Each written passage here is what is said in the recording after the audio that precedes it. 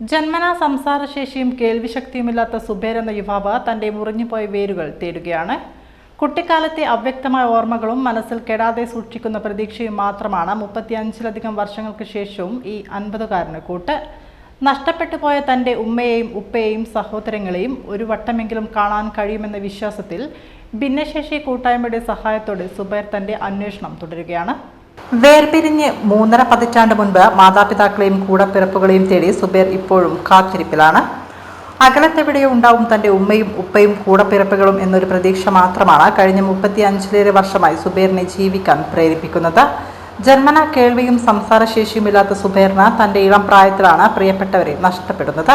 അവർ എങ്ങനെയാണ് തന്നിൽ നിന്ന് അകന്നു പോയതെന്ന് ഇന്നും ഈ 50-കാരന് വ്യക്തമല്ല. ഓർമ്മയുടെ ആദ്യച്ചെപ്പിൽ ഒരു പള്ളിയുണ്ട്. അന്ന് ഉപ്പയോടൊപ്പം അവിടെ പോയതും അവിടെ വെച്ച് ഉറങ്ങിപ്പോയതും സുബൈർ ഓർക്കുന്നു. ഉണർന്നപ്പോൾ ഉപ്പ അരികിലുണ്ടായിരുന്നില്ല. അന്ന് കരഞ്ഞു തളർന്ന ആ കുഞ്ഞിനെ അലിവ് തോന്നിയ ഒരാൾ സ്വന്തം വീട്ടിലേക്ക് കൂട്ടിക്കൊണ്ടുപോയി. പിറ്റേന്ന് ഉപ്പയെത്തി കുട്ടിയെ തിരികെ കൊണ്ടുപോയെങ്കിലും വിധി മറ്റൊന്നാണ് കരുതി വെച്ചിരുന്നത്. പിന്നീട് എപ്പോഴും ഒരു ബസ് യാത്രക്കിടയിൽ കൂടെയുണ്ടായിരുന്ന സഹോദരനെയും സുബൈറിന് കൈവിട്ടുപോയി. അനാഥനായി പെരുവഴിയിലായ ആ കുട്ടിയെ പോലീസ് കണ്ടെത്തി കോടതിയിൽ ഹാജരാക്കി. കോടതി നിർദ്ദേശപ്രകാരം തൃശൂരിലെ ജുവനൈൽ ഹോമിലും പ്രായപൂർത്തിയായപ്പോൾ തലശ്ശേരിയിലെ ആഫ്റ്റർ കെയർ ഹോമിലുമായിരുന്നു സുബൈർ വളർന്നത്. 1999 അവിടെ നിന്നും ഇറങ്ങിയ ശേഷം തലശ്ശേരിയിൽ പലവിധ ജോലികൾ ചെയ്ത് ജീവിച്ചു. ഇതിനിടയിൽ വിവാഹിതനായി കൊടുവള്ളിയിൽ ഭാര്യയോടൊപ്പം തട്ടുകട നടത്തി വന്നെങ്കിലും ആ ദാമ്പത്യം അധികനാൾ നീണ്ടുനിന്നില്ല.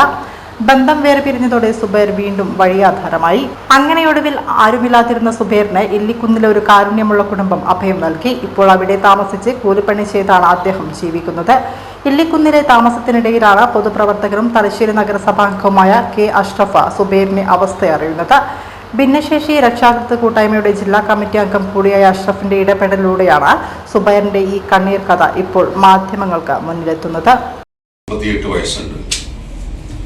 അദ്ദേഹം ജന്മന കേൾവി ശേഷിയും സംസാരശേഷിയും ഇല്ലാത്ത കുഞ്ഞായിട്ടാണ് ജനിച്ചിട്ടുള്ളത്. അദ്ദേഹത്തിന്റെ രക്ഷിതാക്കളും ആരാണെന്നൊന്നും ഇദ്ദേഹത്തിന് അറിയത്തില്ല. നേരത്തെ ഉപേക്ഷിക്കപ്പെടുകയും തൃശ്ശൂരുള്ള ജുവൈനൽ ഹോമിൽ താമസിക്കുകയും പ്രായപൂർത്തി എത്തിയതിനു ശേഷം ആഫ്റ്റർ കെയർ ഹോമിൽ തലശ്ശേരിയിൽ താമസിക്കുകയും ചെയ്തതാണ്. ഇടയിൽ സംസാരശേഷിയുടെ ഒരു യുവതിയെ കല്യാണം കഴിച്ചിട്ടുണ്ട്. ഇവർ രണ്ടാളും തമ്മിലുള്ള കമ്മ്യൂണിക്കേഷൻ പ്രയാസമുള്ളത് കൊണ്ട് തന്നെ അഭിപ്രായം അങ്ങോട്ടും ഇങ്ങോട്ടും പറയാൻ പറ്റാത്ത സ്ഥിതി വന്നപ്പോൾ അത് ഡൈവേഴ്സിൽ കലാശിക്കുകയാണ് ചെയ്തിട്ടുള്ളത്. ഇത്ര നാളും ഇദ്ദേഹം ആഫ്റ്റർ കെയർ ഹോം എന്നൊക്കെ വന്നപ്പോൾ ഒരു മഹത് വ്യക്തി അദ്ദേഹത്തിന്റെ ഭാര്യയും ഇദ്ദേഹത്തിന് വേണ്ടുന്ന താമസ സൗകര്യം ഭക്ഷണ സൗകര്യങ്ങളും കൊടുത്തവരാണ്. അവരുടെ മാനസിക അത്രയും വലിയ ദയാലുവായതുകൊണ്ടാണ് അങ്ങനെ ചെയ്തിട്ടുള്ളത്. അദ്ദേഹത്തിൻ്റെ പേര് ഞാനിവിടെ പരാമർശിക്കപ്പെടുന്നില്ല.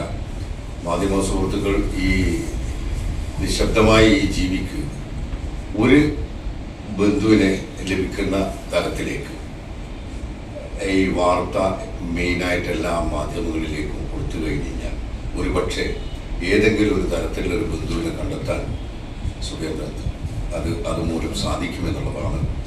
ആ കാര്യം വിശദീകരിച്ചുകൊണ്ട് അദ്ദേഹം എഴുതിയിട്ടുണ്ട്. സംസാരിക്കാൻ കഴിയാത്തതുകൊണ്ടാണ് എന്നെ കൂട്ടിയിട്ട് വന്നിട്ടുള്ളത്. ഇത്തരം വൈകല്യമുള്ള കുട്ടികളുടെ കാര്യത്തിന് വേണ്ടി വളരെ കാലമായി പ്രതിഫലിച്ച് ഞാൻ പ്രവർത്തിക്കുന്ന ഒരാളായതുകൊണ്ടാണ് എൻ്റെ അടുത്ത് വന്നിട്ടുള്ളതും ഞാൻ നിങ്ങളോട് സഹകരണം അഭ്യർത്ഥിച്ചിട്ടുള്ളതും.